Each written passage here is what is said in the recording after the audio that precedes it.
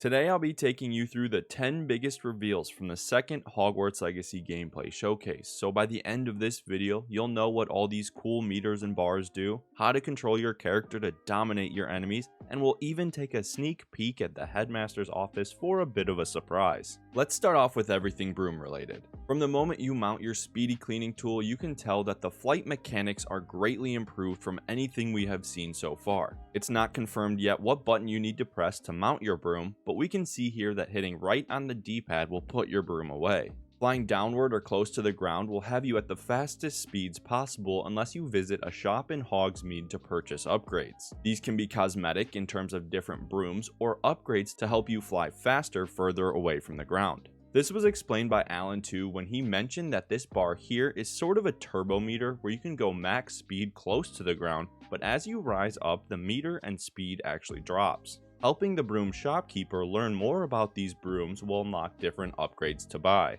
As we are flying and exploring the world from above, we can see a ton of new markers on the overworld and minimap. We have a waypoint marker, a flue flame, secret pages, caves, chests, points of interest, a magnifying glass that looks like a searching quest, a leaf that looks like a puzzle location, houses, secret enemies or beasts, and yes, even spider locations. That's the one I'm going to be staying away from. Interestingly enough, we can see here that there isn't a marker for a pop-up shop on the map. With so many different markers, I would think that this would be a given, but maybe it's just a visual bug. We will discuss a few of these later. The most interesting markers to me were either the leaf or the ancient magic symbol, as Alan too mentioned that exploring these puzzles will help you expand and learn about your ancient magic.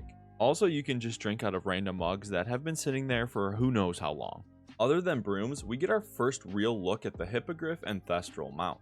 I have so much to say about how beautiful these creatures and animations are, but can you please tell me where he's keeping that bag? He literally pulled it out of thin air. Anyway, these two mounts are a bit slower than the broom, but offer ground to air transitions as you can fly or walk with them seamlessly. The sheer height at which you can reach, showing off the beauty that the Hogwarts Legacy world has to offer, is why I will almost always choose these options after I unlock them. Just like the broom, we don't know exactly how to pull out the mount, but it seems like right on the D-pad is how you dismount it.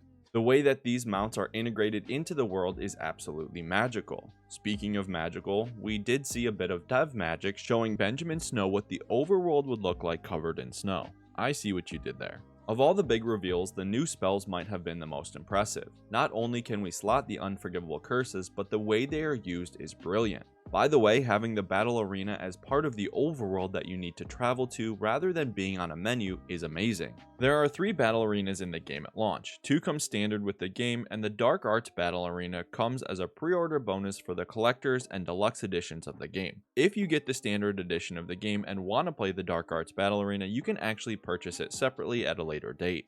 Back to the spells though, Avada Kedavra is a one-shot elimination on anything. Literally, we see it used on an over-leveled troll and annihilates it. Crucio makes the enemy marked with a green cursed X while stunning them, and Imperio also marks them with a green X, but this time it has the enemy fighting alongside you as an ally. We also got a quick look at a blurred out 20 plus spells as Andrew was picking the spells he wanted to use. Throughout the whole gameplay showcase, we have seen countless new spells that are unnamed at the time, but it truly looks like the dev team is giving us a bunch of options to use at launch. Once your spells and spell diamonds are selected, you have free choice to use them as you please. We've already learned from the first showcase how they are used, but a brief recap: pressing R2 is a quick shot, holding R2 and pressing the corresponding face button that matches the spell will use the spell and put it on a cooldown. Something that I missed the first time watching the showcase is how fast Andrew switches his slotted spell diamonds. While holding R2, you can quickly switch to any spell diamond that you have set by pressing the corresponding button on the D-pad. He has 2 of the 4 possible spell diamonds set, one on the right button and one on up. There was a bit of a visual glitch here as he switches the spell diamonds and the spells were the wrong color, but it ended up working itself out. Pressing R1 when prompted is an ancient magic throw where you can throw an item from the environment at an opponent, and this meter here is the ancient magic meter where once filled up, some opponents will have an L1 plus R1 prompt above their heads and you can press it to use these bars as a finisher move.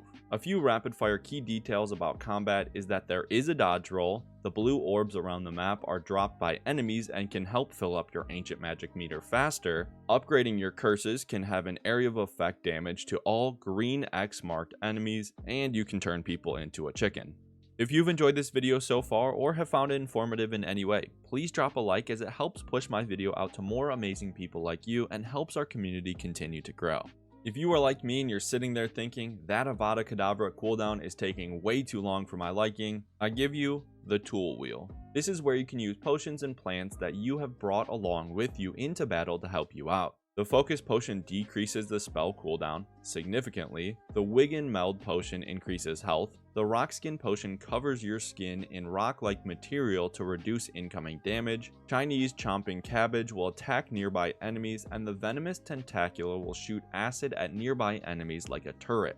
I've said it before, but this combat looks simple to learn, but if you want to take the time to get into all the fine details, you can absolutely dominate your opponents. Also, it needs to be said that this is the best the enemy movement and combat has looked so far, and it gives me hope that it will truly be fun on release. In an unexpected turn of events, after learning that we can fulfill all of our Dark Wizard fantasies, we headed to the Room of Requirements where we can customize anything, even turning a chair into one for infants. These personalizations are called conjurations, where you can change the architecture, where items are, add your personality to these items, and yes, even just move things around. These conjurations are rewards for different gameplay mechanics, or they can be bought from Tomes and Scrolls in Hogsmeade. It was also slipped in there that there will be different vivariums that will be unlocked for different types of beasts that live in different environments, and that the Room of Requirements will gain new rooms as you progress. I'm not exactly sure why they tried to breeze over this one so briefly, but don't try to be sneaky and slide one past us. Way too many people in the community watch each of these videos with a huge magnifying glass, watching every single thing you do and listening to every single thing you say.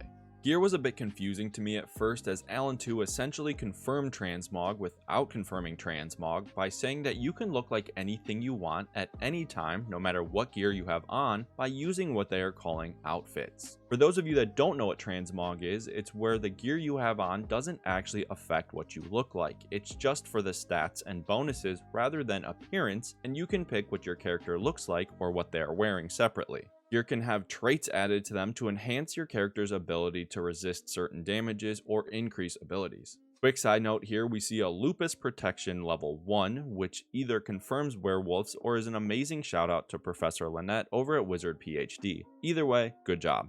An amazing feature is that we can gain gear that we don't know much about, and we can put it in the unidentified gear station, and we can learn all about that certain type of magic.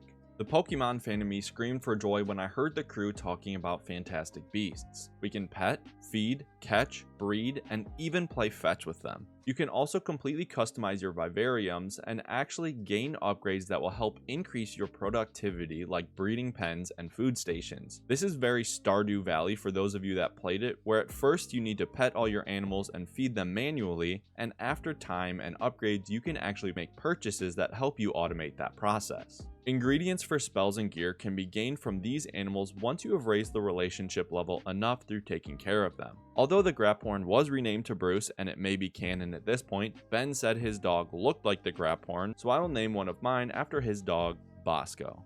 The one more thing moment that these events always have had our resident Merlin expert James from Expecto Go literally jumping for joy as we walked through the headmaster's office, passing a pensive and walking up to what looks like Merlin's book. This book identically matches the collector's edition book that we can get for $300, and the pages inside match images from the behind the scenes making of the State of Play from March 2022. I'm not 100% sure what this book is, or even if it's a Horcrux for Merlin or Morgana, but it seems like we will be doing a bit of time travel to meet these famed spellcasters.